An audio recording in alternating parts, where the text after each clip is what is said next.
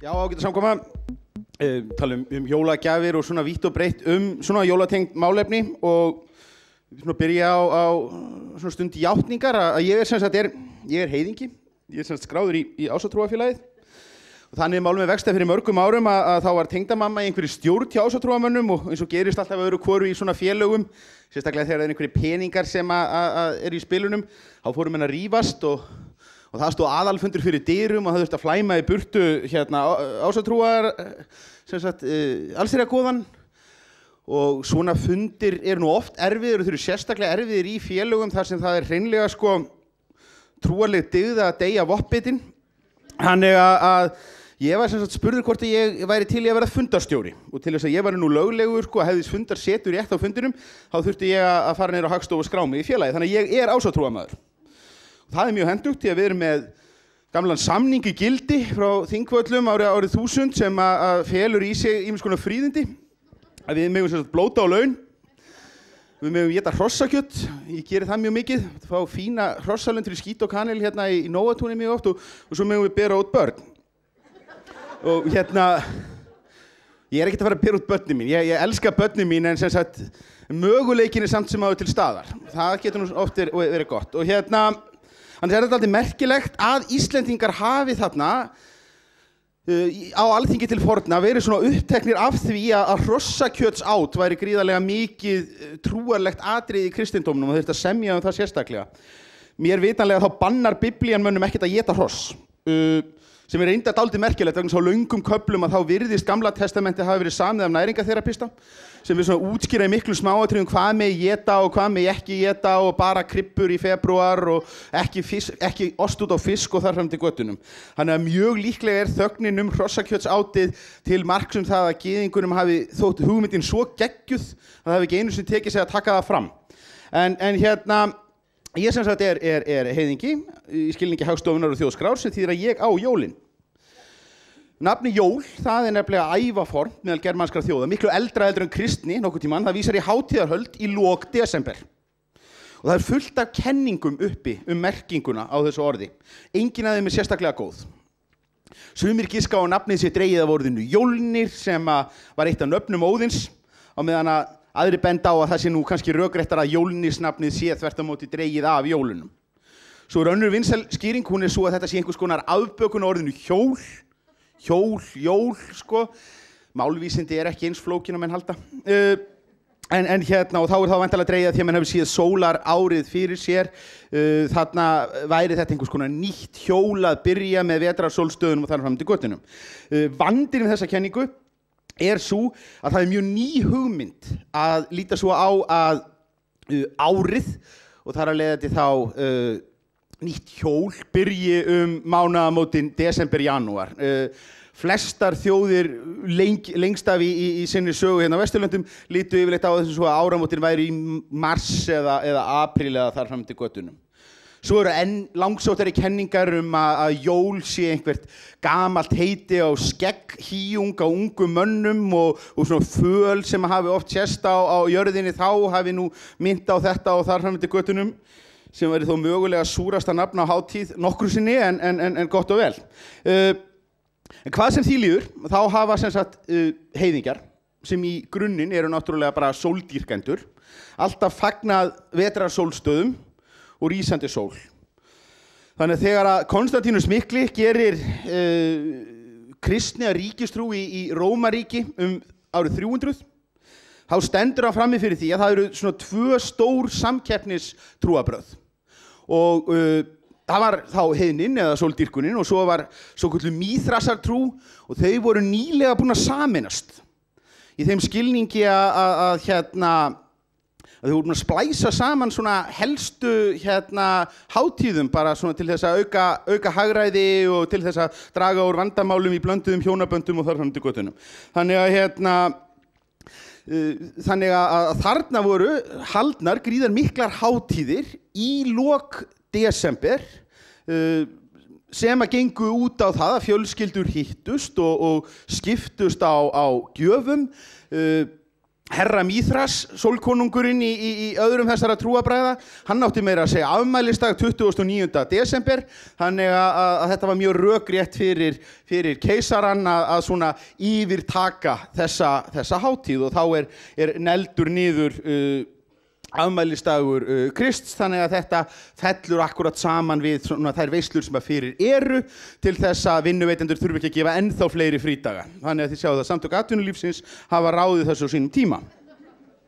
Þannig að þetta náttúrulega gerist aftur og aftur þegar þú ætlar að yfirtaka ríkjandi trúarbrögð, þá verður þú yfirleitt að yfirtrompa. Það ekki hægt að bjóða upp á færri veislur eða lélegri veislur heldur en þau trúarbrögð sem í gangi fyrir. Þannig að við sjáum þetta mynstur aftur og aftur í sögun og það sama gerist náttúrulega í Norður-Evrópu. Þegar að kristnin fyrir að breiðast út, þá eru vinsælar svona heiðnar jólahefðir yfirteknar af kirkjunni. Augljósasta dæmið þetta hér á norðurslóðum var jólabjórinn. Ef það hægt að segja að Norðurlandabúar hafi lagt eitthvað eitt til heims bjórmenningarinnar, þá það fyrir bara jólabjór. Vegna þess að í flestum öðrum löndum í Evrópu eða einhvað að þá dregur úr bjórdrykkju, rétt í kringum jólin, þá koma inn aðrar hefðir, einhverjir líkjörar og svona brennt vín, en Skandinavar skera sig alveg úr með því að þeir fara bara og drekka miklu meira. Túborg jólabjórinn sem í sölu í 6 vikur á ári, hann þriðja mest selda bjórtegundin í Danmörku, sem bendir til þess að menn haldi sig mjög vel að því, þennan stutta tíma sem að hann í boði. Og þetta náttúrulega svo sem rökrétt, þetta kaldur tími, það reykt kjöt sem að menn borða yfir hátíðarnar og það ekkert margar tegundir af áfengum drykkjum sem að ráða almennilega við reykt kjöt. Svo dálítið merkilegt að þetta virðist hafa verið ríkjandi hefð hjá heiðnumönnum á Norðurlöndum að þeir brugguðu öl fyrir jól. Og heiðni dálítið merkileg trúarbrögð á því leyti að ég veit ekki nein önnur skipulögð trúarbrögð bara í sögu mannsandans sem sjá áfengisneyslu jafn jákvæðu ljósi. Og þetta almennt notað sem svona mælikvarði á það hvað sé spunnið í Guði, hvað þeir geti drukkið mikið í norrænni trú og tekur oft á sig grottalegar myndir eins og þegar að Þór fer í heimsókn til útgarðaloka og drekkur svo hrottalega af ölhorninu að sjávarfalla hefur gætt á jörðinni síðan. Og svo virðist þeirra líka ríkjandi þessi hugvit að leiðir til þess að komast í samband við Guðdóminn og við Guðina hafi verið í gegnum vímu og áfengisástand og það var þá fyrst og fremst með því að drekka mjöð sem var bruggaður úr hunangi eða öl sem var þá bruggaður úr korni. Og allar lýsingar á blótum og stærsta blótið var þá náttúrulega þegar að daginn fór að lengja vetrarsólstöður.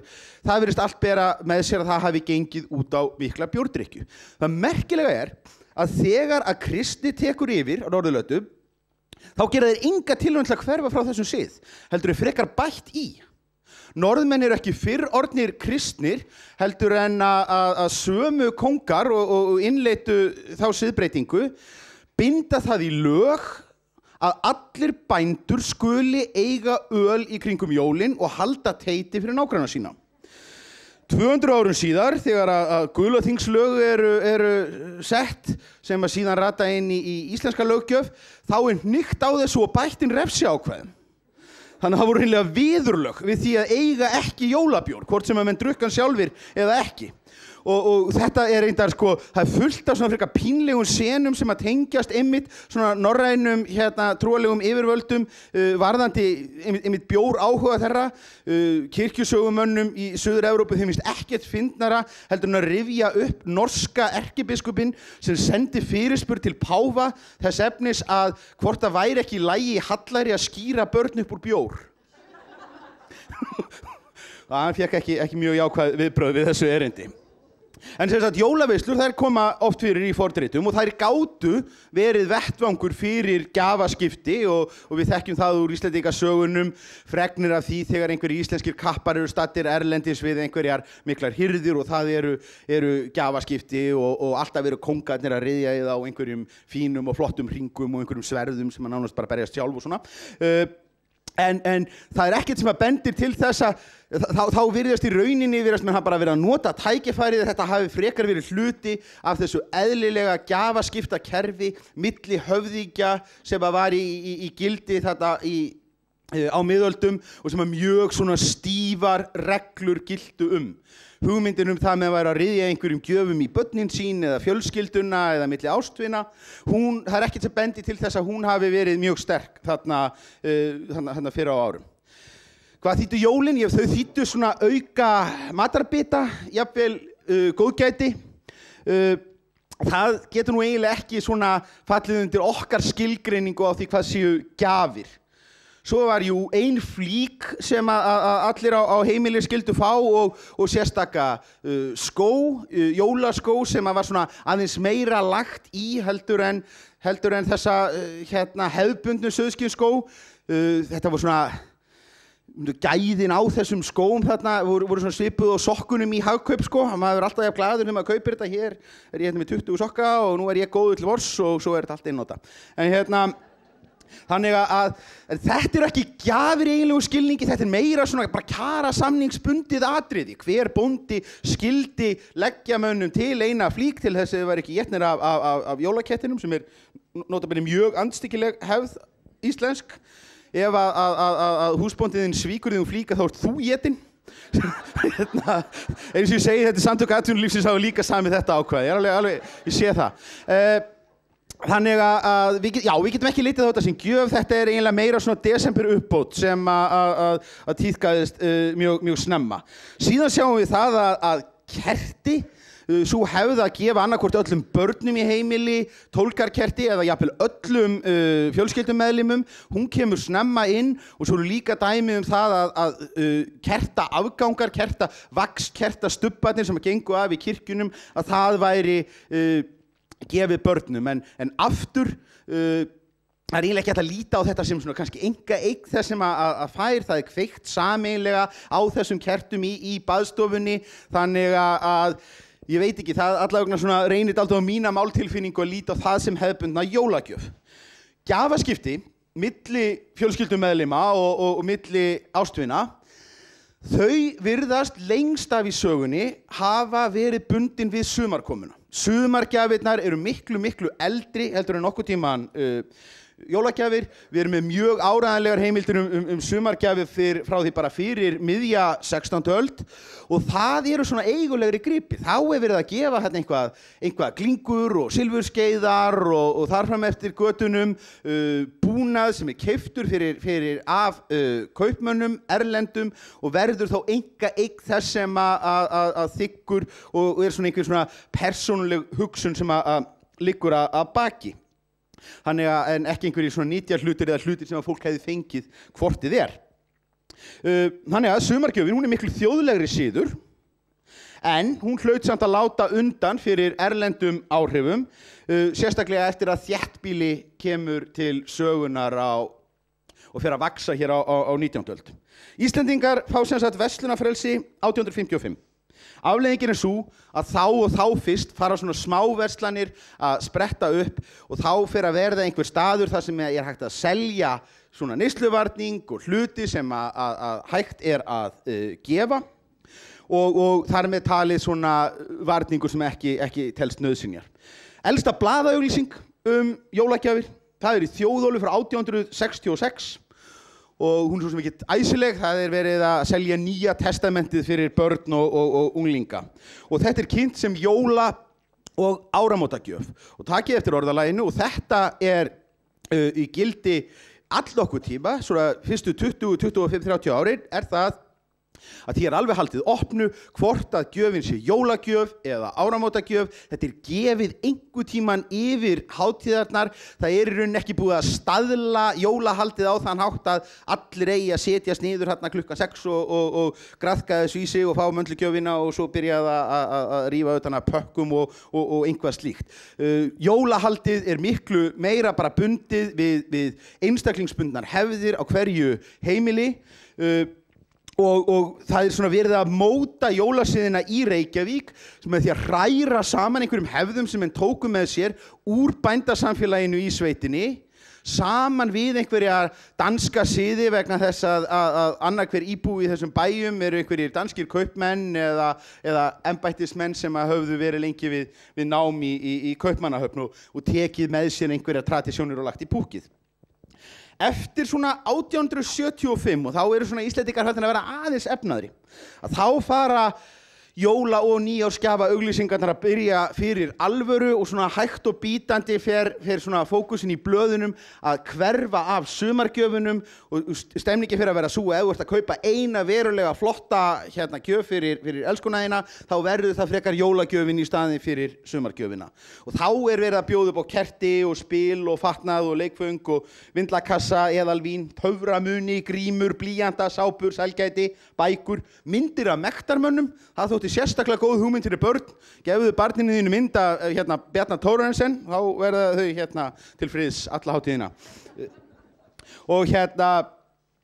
Og samkeppnin náttúrulega erfið fyrir auðmikið sumargjafirnar vegna þess að það sem náttúrulega fylgdi þessari nútíma verslunarháttum, það voru svona skreytingar og glingur sem að kaupmennirnir fengu að utan, glugga uppstillingar sem að náttúrulega seldu varningin en þá betur. Svo fer svona erlent prentefni að koma til sögunar, menn sjá auglýsingamyndir, fá þýddar sögur sem fara að móta hugmyndirnar það hvernig eigi að hegða sér á jólunum og hvað sé þá svona félagslega viðurkennt í þessu öllu saman. Og Danmörk náttúrulega stóri glugginn í þessu sem öðru. Í Danmörku þá eru jólagjafir að koma fram af einhverju alvöru og þá algjörlega sem svona yfirstéttar og svona efri millistéttar fyrirbæri í byrjun 19. aldar og ryðja sér svo hægt og bítandi niður stéttaskalan eftir því sem að kjör alþýðunar fóru að batna. Og það eru alveg ótrúlega einsleitt. Gjafirnar sem að börnum voru gefnar nánast alla 19. öldina í Danmörku og við reknum með að það hefur þó smitast einhvað yfir hérna. Konur fá brúður og strákar fá hermennsku tengt dót og það alveg ótrúlega umsvifa mikill leikfanga iðnaður sem að nánast virðist allur planaður af hermálaráðuneytinu. Þetta eru tindótar, shitloads af tindótum, alveg óboðslegur fjöldi og eftirlíkingar af byssum sem geta skotið sjálfar, hermennsku tengt spil og þar fram eftir götunum. Þannig að svona massív ofbeldisdýrkun í jólagjöfum fullkomlega 19. aldar fyrirbæri, hryllingsstríðsleikföngin sem hægt að fá í Toys R Us í dag algjör barnaleikur, bókstaflega reyndar, miðað við það sem að menn voru að gera fyrir 150 árum síðan. Útbyggingin á gjöfunum á þessum tíma, hún var tilviljanakennd, ólík frá einu heimili til annars, ekki óalgengt að gjafirnar væru bara settar, óinnpakkaðar í körfu og svo bara tínt upp úr. Gjafapappír kemur frekar seint inn í dæmið, en eftir að gjafapappír fer að verða útbreiddur, þá byrja menn að nota að pakka inn gjöfum, líta á það sem skraut, hengja jafnvel utan á jólatrén og þetta hugmynd sem algjörlega komin frá svona þýskum myndabókum sem að berast hingað alveg undir lok 19. aldar. Fyrirbæri jólatré mætti reyndar hafa langt mál. Það sem sagt annars vegar ótrúlega gömul en hins vegar ótrúlega ung hefð. Gömul í þeim skilningi að menn hafi getað rakið hana gríðarlega langt aftur og auðvitað til heiðni. Germanskir þjóðflokkar með mikinn átrúnað og tré, hugmyndin það að Óðinn hafi hengt sig í tré í einhvers konar friðþægingu til þess að öðlast meiri gáfur og skáldskapa færni. Og þannig að það má alveg finna dæmi jólatré inni á þýskum heimilum nánast alla söguna. En það ekki fyrr en í tengslum við fransk-prússneska stríðið 1870–71 þegar Þýskaland vinnur frægan sigur og verður í rauninni til sem ein ríkisheild, nýbúnir að hita upp þarna með svona léttum æfingabardaga á móti Dönum 1864 eins og við erum búin að vera að horfa á í sjónvarpinu síðustu kvöldin. Þá verður jólatréð þetta mikla þjóðernistákn Þjóðverja. Til þess að styrkja þjóðerniskennd hermannanna á vígvellinum, þá ákveður nefnilega þýska herstjórnin að setja upp jólatré í hverjum einustu herbúðum. og hermennirnir sem komu bara héðan og þaðan og öllu þessu stóra verðandi þýska ríki, það var alveg upp og ofan hvort þeir höfðu nokkuð tíma að sé þetta, en þarna var þeim sem sagt, nú þú orðið hérna Þjóðverji og svona gerir þú. Og síðan var ákveðið að til þess að svona peppa upp stemningur enn frekar að þá ættu allir sem væru heima til þess að sýna samstöðu með hermönnunum á vígvellinum líka setja upp jólatré. Þannig að þetta er í rauninni bara svona herrtæknileg ákvörðun sem er tekin bara síðla árs 1870 í svona hálfgerðu paniki til þess að vinna stríð á móti Frökkum og bara Þjóðverja verða bara jólatrjá á land og hafa bara haldið því áfram síðan. Þetta er svona dæmi um það hvað er hægt með svona samhentu og einbeittu átaki að búa til hefðir bara með einu pennastriki. Þetta hefur ekki, við þekkjum engin dæmi hér á Íslandi um þetta bara fyrir utan það þegar að naustið ákvað það árið 1960 að búa til þorrablót. Ekki nokkur maður hafði gert og svo er þetta bara einhver veitingamaður sem að fattar það að jólahlaðborðin eru búin, það er enginn að versla við en í janúar og þá já, þorrablót. Seljum bara ónýta draslið og svín okkur á því. Jólatrjávæðingin, hún gengur náttúrulega hægar á Íslandi af skiljanlegum ástæðum. Hér var lítt slíkum trjám til að dreifa. Gervitré, þau koma inn á betri borgaraheimilum. Og svo svona veglegri jólatré sem að voru í samkomusölum bæjarins, þar sem voru haldnar barnajólasamkomur, einhver fyrir fátækari börn. Þannig að svo seint sem sko 1923 að þá geta kverulandar í blöðunum pirra sig yfir því að það væri þarna verið að sýna endalaust og halda börnum einhverjum hálfvitalegum rauðklæddum jólasveini sem að væri alltaf sýndur með gjafapoka og jólatré sem yxi nú ekki hérna fyrir það fyrsta, væri ekki þjóðlegu gróður og væri í fötum sem að augljóslega hentuðu ekki við íslenskar aðstæður og það eina sem að væri íslenskt við þennan mann, það væri nafnið Jólasveinn. En einmitt þetta leyti, úr því að fara að tala um 1923, miðjan þriðja áratuginn, þá eru jólasveinar eða öllu heldur svona jólanissar að norrænni fyrirmynd, farnir að skjóta upp kollinum í íslenskum auglýsingum. Svona smá álfar eða dvergar, ýmist síðskeggjaðir eða skegglausir og svo með miklar skotthúfur. Og þetta er tími jólasveinastríðsins mikla. Hugmyndin sem sagt gömlu jólasveinana, syni Grýlu og eftir atvikum Leppalúða, hún var sterk og útbreidd. Fjöldin var dálítið á reiki, nöfnin sömuleiðis og mjög óljós svona hvaða hlutverki þeir ættu að gegna í jólakúltúr landsmanna.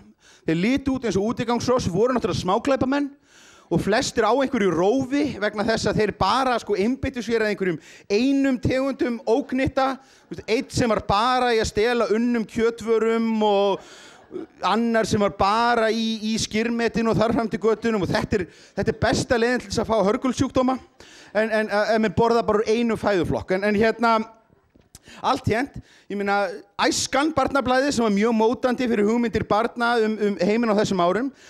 Hún reynir bara 1925 að stoppa þessa jólasveinatrú, það eru sagðar sögur þar sem að jólasveinarnir eru beinlínis kynntir til sögunar sem fulltrúar hins illa og fords og vonds átrúnaðar og þegar að þeir tapa og bíða hraksmánarlegan ósigur að þá fagna börnin. En það eru 3 atburðir sem að ráða mestu það að jólasveinarnir sigra stóra stríðið þarna á 3. áratugnum. Í fyrsta lagi þá er að tilkoma Ríkisútvarpsins 1930. Strax á jólunum 1931 að þá kemur jólasveinn fram í barnatíma Ríkisútvarpsins fyrir jól og þetta var fáránleg hlustun á útvarpið á þessum tíma. Bara útvarpið kemur og hættir að ráða inn fólk sem bara upprætir flámæli á einhverjum 3 árum vegna þess að þú vildir ekki tala eins og fábjáni, heldur bara eins og fólkið í útvarpinu og ef það var sagt í útvarpinu þá var það satt. Þannig að jólasveinarnir voru góðir, þeim var hleypt í Ríkisútvarpið, þannig að það hlaut að vera einhvað í þá spunnið. Númer 2. Jóhannes úr Kötlum og myndlistarmaðurinn Tryggvi Magnússon, þeir senda frá sér bókina Jólin koma árið 1932. Við erum margoft endurprentuð, ég held að ég fari rétt með það að þetta sé mest prentaða bók á íslensku og í henni þá fastsetja þeir fjölda og nöfn jólasveinana 13 með svo grípandi og afgerandi vísum að það var engin leið að hrófla við því síðan. Listinn sem að Jóhannes valdi var fenginn úr heimasveit hans þó þannig að hann ritskoðaði sveinkaröðina agnarlítið. Faldafeykir sem eins og nafni gefur til kynna iðkaði það að blása upp pilsföldum kvenna og horfa upp þær. Hann var kurteislega fjarlægður fyrir sakleysislegri en háværari jólasvein og hver skildi það nú vera? Það má giska. hurðaskellir, hei. Hérna, ég held að hafi komið 3 rétt svör þarna á mismunandi stöðum. Látið þetta ganga, 1 hér og 2 hérna fyrir aftan. Ég veit multitaskaði þetta. Hérna, þannig að sveinarnir hjá Jóhannesi, þeir eru sem sagt 13, þeir eru klæddir í sveitalarfa og eru fyrst og fremst sem sagt áfram smáklæpamenn. En þá er það 1938 og það er 3. atriðið sem skiptir máli í þessari sögu. Þá sendir Ragnar Jóhannesson frá sér kvæðabókina 9 litla jólasveina. Titillagið er sungið við sama lag og 10 litlir negrastrákar og hefur í dag fallið dálítið í skuggan af hinum hittaranum í þessu kvæðahefti sem var sem sagt Sigga á nýju buxunum og Sollu í bláa kjólnum. En hérna Ragnar hann syndir sem sagt gegn straumnum, hann vildi halda jólasveinunum 1 og 8. Sú tölfræði varð undir, en jólasveinar Ragnars, þeir voru litlir og þeir voru krúttlegir. Þeir voru klæddir með skúfúfur og með dúsk og teknar af Halldóri Pétursinni. Og í vísum Ragnars að þá er getið í fyrsta sinn sérstaka iðju jólasveinana að smeygja tíeringum í skó barna. Sem er reyndar sérstaklega tekið fram að þeir standa þá frammi á gangi. Þannig að það er seinni tíma hugmynd að þetta sé eitthvað sem að menn planti út í glugga. Skógjafir jólasveina, þær byrja svo fyrir alvöru upp úr 1950 og athyglisvert nokk að þá eru þær nær einvörðungu peningagjafir. Börn fá pening í skóinn og mörg börn fá mjög mikinn pening í skóinn. Og hérna hugmyndin einhverja svona grottafengnar fáránlegar gjafir jólasveinana til sumra barna og að nýríkir foreldrar sleppi gjörsamlega fram af sér beislunni þegar kemur að skógjöfum. Hún er í rauninni miklu sterkari á 7. áratugnum heldur en nokkuð tíman í samtímanum. Þannig að enn og aftur, og þetta er dálítið svona leiðarhnoðan í þessu erindi, við þurfum ekki að skammast okkar fyrir neitt, neysluhyggjan og ofgnóttin, þetta var miklu meira hjá liðinu í gamla daga og við erum bara í rauninni mjög hófstillt og fín í okkar jólahaldi. Þannig að og vel að merkja, það var mjög algengt að jólasveinarnir, ef þeir byrjuðu ekki hreinlega á jólaföstunni 7. desember, þá byrjuðu þeir hreinlega 1. desember. Þannig að það hafi verið að mylja peningum í börnin í 24 daga fram eftir desember með tilheyrandi frústrasjónum og svekkelsi hjá þeim sem að minna áttu. Þannig að það er í rauninni fóstrur á dagheimilum og svo samtök ábyrgra amma, já, sem að beita sér fyrir því svona undir 1970 að í fyrsta lagi að koma einhverju reglu á þetta að það sé þá látið nægja að hafa þarna 13 daga eða þá 9 daga ef menn tilheyrðu hinum þrönga sértrúarsöfnuði Ragnars Jóhannessonar sem að menn fengju skógjafir og að það væri reynt að svissa yfir í svona smágripi og eitthvað dót og glingur og mandarínur og eitthvað þar fram eftir götunum í staðinn fyrir peningana og til þess beita menn ríkisútvarpinu af fullum krafti rétt í kringum 1970. Þannig að nú hef ég svona stiklað á stóru, þið ekki að hafa minnsta móral yfir því þó að þið riðið hér einhverjum tölvubúnaði í skóbarnan ykkar. Þeir eru alltaf einhvern veginn smekklegri og lágstemdari heldur en liðið á 7. áratugnum. En takk fyrir mig.